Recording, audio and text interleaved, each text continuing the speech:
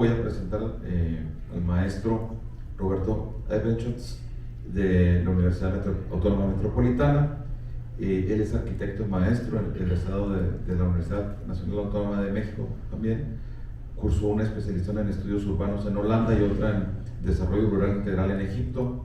Es profesor investigador titular de la UAM Xochimilco, miembro del programa de investigación de estudios metropolitanos y profesor en la maestría en urbanismo en la Facultad de la UNAM, de Arquitectura de la UNAM. También ha sido profesor en las maestrías de desarrollo urbano del Colegio de México, en la Universidad de Buenos Aires y en el MIT de Massachusetts. Fue director fundador de la División de Ciencias y Artes del Diseño en la UAM Xochimilco y secretario y rector de dicho campus del 86 al 96. Y coordinador fundador del Programa Universitario de Investigación Metropolitana y vicepresidente del Patronato de la UAM. Fue presidente de la Sociedad Mexicana de Planificación y miembro de la Junta de Honor del Colegio de Arquitectos de México y de la Federación Internacional de Vivienda, Planeación.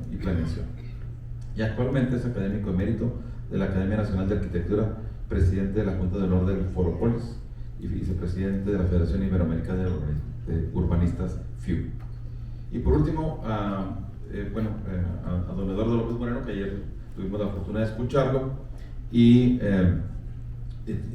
pues recuerdo nada más que él es exdirector de Investigaciones e Innovación de la ONU Habitat, del Programa de las Naciones Unidas para los Asentamientos Humanos con sede en Nairobi, Kenia, por más de 10 años. Tiene más de 35 años de experiencia académica y profesional en políticas de vivienda y desarrollo urbano, análisis institucional, monitoreo global y temas de equidad y pobreza urbana. Exdirector de Investigación y Desarrollo de Capacidades y coordinador del Centro del Estado de las Ciudades del Mundo del 2008 al 12. Sus estudios incluyen un doctorado en Geografía Urbana en la Universidad de París, la Sorbona, y maestría en Sociología Urbana en la misma universidad. También tiene una licenciatura en Arquitectura en la Universidad de Guadalajara, que es de aquí del estado de Jalisco. Y bueno, pues me entiendo, no tengo el currículum del señor diputado michoacano, pero también miembro de la Comisión de Vivienda de la Cámara de Diputados, y pues también buen apoyador de las causas de los organismos de vivienda de los estados de la República. Bueno, pues sin más, yo nomás quiero poner más o menos el contexto de las preguntas. Yo voy a obviar mi participación para dar pie pues, al conversatorio, y más o menos las preguntas que queremos que podamos dilucidar en este conversatorio es: ¿qué hace falta para mejorar el marco jurídico constitucional y legal? Aprovechando que están nuestras diputadas presentes. ¿Cómo orientar las políticas públicas para que se impregnen en todo el territorio nacional? Y cómo vincular que el impulso de las políticas de vivienda involucre al Estado, a la academia y a las organizaciones de la sociedad civil. Y por petición expresa de la diputada Laura, le voy a pedir a los demás panelistas que le podamos ceder el uso de la voz a ella, porque tiene que tomar ya camino a otro destino por su agenda. Si no tienen inconveniente, si es así, pues adelante, diputada, por favor. Laura Gabriela Cárdenas Rodríguez, adelante.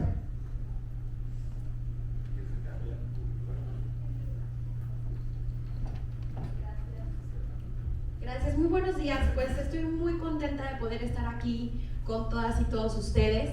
Muchísimas gracias, Juan Antonio, por la posibilidad de tomar la voz y participar en este encuentro. Y bueno, pues finalmente me parece fundamental esta vinculación que se está haciendo con todos los órdenes de gobierno en todos los niveles, pero también en el Ejecutivo, los municipios y el poder que hoy representamos, pues que es el legislativo. El día de ayer ya se hablaba mucho, ¿no?, de la problemática que hay en torno a la vivienda. No estuvieron a lo mejor todos aquí, pero se discutió cuáles son las necesidades de vivienda social, asequible que se necesita en nuestro país, y en específico ayer abordábamos el momento de Jalisco en torno a esta gran discusión de la vivienda y cómo lograrlo. El problema pues ya lo conocen, aquí también ya se dijo con mucha precisión las necesidades de vivienda que hay. 50,000 viviendas en Jalisco, de las cuales el 69% tiene que ser de vivienda social y asequible. Pero a mí me parece fundamental ponerle sobre la mesa algo pues que claro, ustedes lo tienen muy claro, ¿no? Pero al recorrer las calles nosotros nos damos cuenta las calles y las escuelas, y sobre todo las prepas. Platicamos con las personas y a mi generación y a una generación, de verdad ni siquiera tienen en la mente que van a poder tener una casa propia. Es un reto siquiera pensar que un joven o que un matrimonio nuevo va a poder adquirir una casa. Es un sueño ya que ni siquiera se plantea, ¿no? Ya muchos piensan como en coworkings o el rentar y demás, y esa historia de que nuestros papás tenían una casa y luego la heredaron y demás, pues ya no nos va a pasar a nosotros. Entonces, lo vemos ahí, vemos las necesidades de vivienda que hay. A mí me tocó recorrer, soy representante de un distrito, el distrito 6 de Zapopan, y en la zona norte de Zapopan hay mucho espacio todavía para detonar vivienda asequible, pero desafortunadamente por la mala planeación en algunas otras administraciones, detonaron viviendas en zonas en donde no había servicios, en donde no había escuelas, en donde no había hospitales, en donde sí había ¿cómo lo puedo decir? Ese componente esencial que es todo el mundo busca tierra barata. Y hasta allá en la zona de carretera Colotlán, pues había tierra muy barata y la vendieron, y desarrolladores, algunos con esa irresponsabilidad, detonaron más de 200,000 viviendas en una zona, viviendas de 350,000 pesos en zona de Valle de los Molinos, y eso va generando marginación, exclusión, y nos aleja de esta premisa que queremos, que es que la gente viva bien, que exista justicia social, que la gente tenga vivienda digna que les permita detonar sus otros derechos, porque la vivienda es un derecho al que todos debemos de construir y aspirar, ¿no? Y llevamos recorriendo este tema, pues yo no soy ni ingeniera, ni construyo, ni soy experta en este tema, pero sí creo que importa mucho esta sensibilidad, el tocar la realidad, el vivirla y después construir con los que sí saben, acercarnos a las cámaras, con los municipios, en donde sí hay gente especialista, con los organismos de planeación y a quienes les toca definir las políticas públicas de vivienda, para poner al centro el qué hacemos, cómo le hacemos. Ya sabemos que hay un problema, es muy complejo, ya se discutió mucho. Como dicen, aquel hilo negro ya se inventó, lo dijeron en otra ponencia. Pero ahora, ¿qué vamos a hacer con todos estos problemas que hay? ¿Qué vamos a hacer todos? Esa debe ser la gran pregunta. ¿Cómo lo vamos a resolver? Y entonces, bueno, en mi recorrido como legisladora, platicando con estas personas que son actores fundamentales en las decisiones de la planeación de la ciudad, llegamos a una conclusión que nos parece que es el primer paso: reformar la ley de vivienda del estado de Jalisco, alinear el código urbano y también la Constitución. Si decimos que la vivienda digna es un derecho humano, pues había que consagrarlo en la Constitución, y al menos en el estado de Jalisco hoy podemos decir que el concepto de vivienda ya es un derecho que tienen las y los jaliscienses. Entonces, ese es un primer paso. El segundo paso es, con estas adecuaciones de la vivienda y el código urbano, es los municipios y el estado tienen la obligación de dar apoyos al sector. Cualquier modificación que suceda alrededor de la mejora regulatoria, que simplifique trámites, que avances en la digitalización, claro que trastoca los costos de desarrollo, eficienta costos, gastos, tiempo y demás, y con eso de alguna forma podemos apoyar a este sector desarrollador a que pueda ofrecerle a nuestra gente una vivienda que pueda pagar y una vivienda que sea muy digna.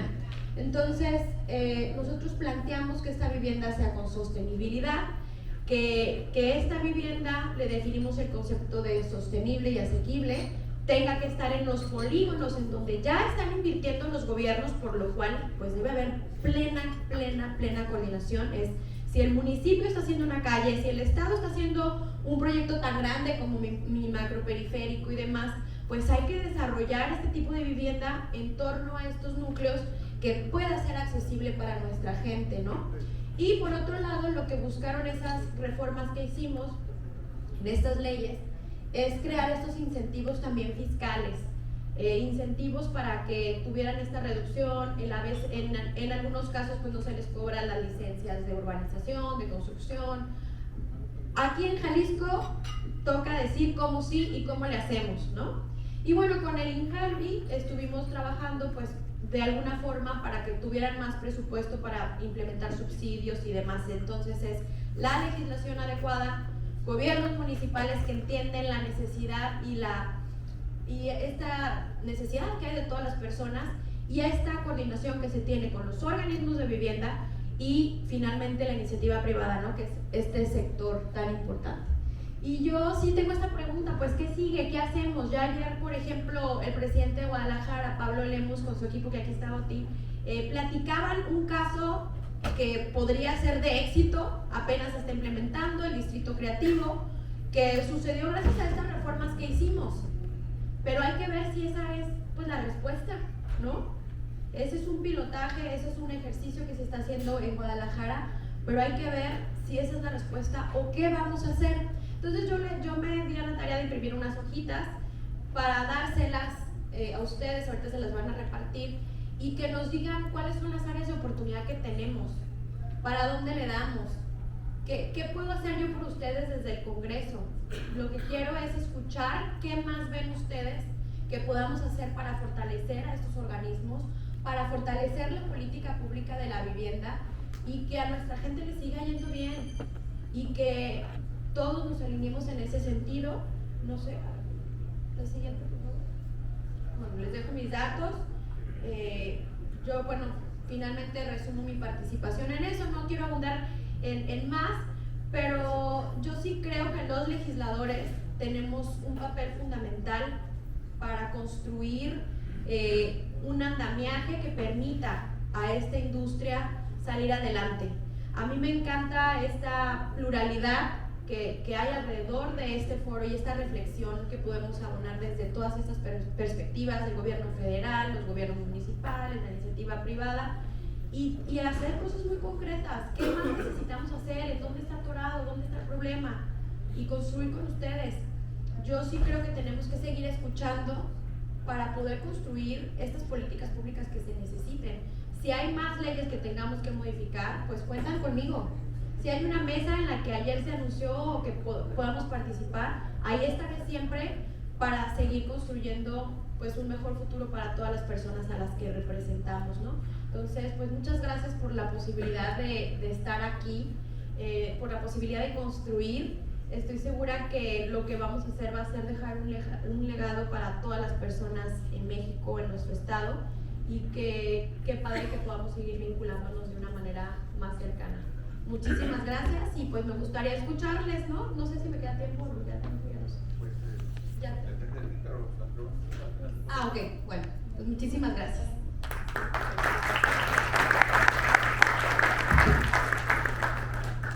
Muchas gracias, Gaby, por tu participación. Ahora, siguiendo con el orden de las damas, me gustaría hacerle uso de la palabra a mi paisana, la diputada Lilia Aguilar. No sé si traes una presentación. ¿Sí? ¿Ya la tienen lista? ¿Sí? Adelante, entonces, pues si no, preámbulo. Muchísimas gracias. Yo, como soy hiperactiva, bueno, no voy a estar yendo y viniendo. Un poco creo que queda pertinente esto después de la intervención de la diputada, porque aquí es un poco qué es lo que hemos hecho desde la Cámara Federal y qué es lo que sigue. ¿Qué es lo que hemos hecho centralmente? Y platicaba con Eduardo hace un momento. ¿Qué es lo que hemos hecho actualmente? Muchos de ustedes conocen estas reformas, lo hemos platicado sobre todo con aquellos que son parte de la mesa, de la junta directiva de Conorevi. Cambiamos el artículo 4, que finalmente venía un proceso muy largo, que había incluido toda la legislatura anterior y que finalmente pudimos coronar, a pesar, y lo digo con mucho respeto, lo sabe decir el diputado, a pesar de las diferencias que se dan en la Cámara, de eso que ustedes ven en la televisión, de los dimes, los diretes, nos pusimos de acuerdo, el trabajo en el que participaron gente clave que ha sido muy importante, como Edna, como ustedes mismos, los titulares de los institutos de vivienda, para llegar a este acuerdo, que es la reforma constitucional. Decía un compañero diputado, del cual omitiré el nombre y partido político para no marcar a nadie, pero decía, a mí me parece que es una simpleza, ¿no? Es cambiarle una palabra en este tono. Entonces yo así, muriendo, le decía, hermano, cambiamos una cosa primero. El derecho ya no es familiar, porque el debate sobre el concepto de las familias, aquí no lo voy a explicar, ustedes lo saben, el concepto se vuelve individual. No importa si yo soy una familia muy personal, o tengo solo a León, o tengo casa, perro, hijos, esposo, esposa, o lo que sea, el derecho ya es un derecho individual.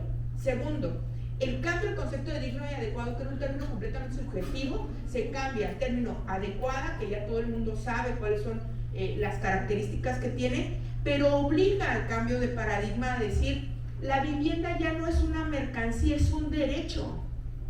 Y eso, platicaba ahora con Edna, es el centro de la política de vivienda de la Cuarta Transformación. No voy a hacer un comercial, pero realmente eso explica lo que ha regido todo lo demás que ustedes verán acá y en lo que hemos ido caminando. Los cambios, como ustedes escucharon, yo estudié en la Universidad de Harvard, era facilitadora de una clase de liderazgo adaptativo, y una de las cosas que nos enseñaron, que a mí me queda claro para todos los procesos sociales, es que los cambios siempre cuestan trabajo y son dolorosos. Y acá eso es a lo que estamos adaptándonos. Yo escucho de repente y platico individualmente con muchos actores en el tema de la vivienda y dicen, es que hay que volver como antes, y que eso ya no va a suceder. Perdón que lo diga de esa manera, no va a suceder porque cambiamos el paradigma. Ahora es un derecho humano. Ahora el centro no es la vivienda, es el derecho de la persona a esa casa. ¿Y cómo lo vamos a tutelar? ¿Cómo lo vamos a salvaguardar? Inclusive Carlos tuvo la generosidad de acompañarnos hace un par de días, se presentó en el Senado la reforma para crear un procedimiento hipotecario civil, que en este país están divididos entre mercantil y civil, y hoy decimos es un proceso civil, donde lo que se debe tutelar completamente es el derecho a la vivienda, no el quitarle la vivienda a la gente, no la mercancía. ¿Qué es lo que sigue en la reforma constitucional? Y ahí le tomamos la palabra a la diputada, la aprobación a los congresos estatales. Y ahí les lanzamos una petición a los titulares de los institutos, ya se lo hemos comentado a Carlos, que podamos estar en los congresos estatales donde se pueda explicar. No es un cambio cosmético, es un cambio de fondo. Y bueno, pues finalmente la armonización de las 22 leyes. Que eso es parte de lo que tenemos, Rodrigo hablará de eso, tenemos un montonal de iniciativas que ahí sí pareciera que es nada más un cambio de decir de vivienda digna y decorosa, adecuada. Sí, mucha de la reforma que tenemos es eso, pero centralmente tenemos que adecuar, como ya adecuamos el Código Civil Federal, el Código de Procedimientos Civiles, vamos a tener que adecuar muchas leyes, sobre todo la del Infonavit, para cambiar ese paradigma y armonizar las leyes, la Ley General de Vivienda, para decir, esto es un derecho. Y sobre eso vamos, por eso lo que platicaba Edna, lo que platicaba Javier, todo el tema de la vivienda a nivel federal está siendo tratado ya en relación con las políticas de bienestar, porque lo estamos tratando como un derecho.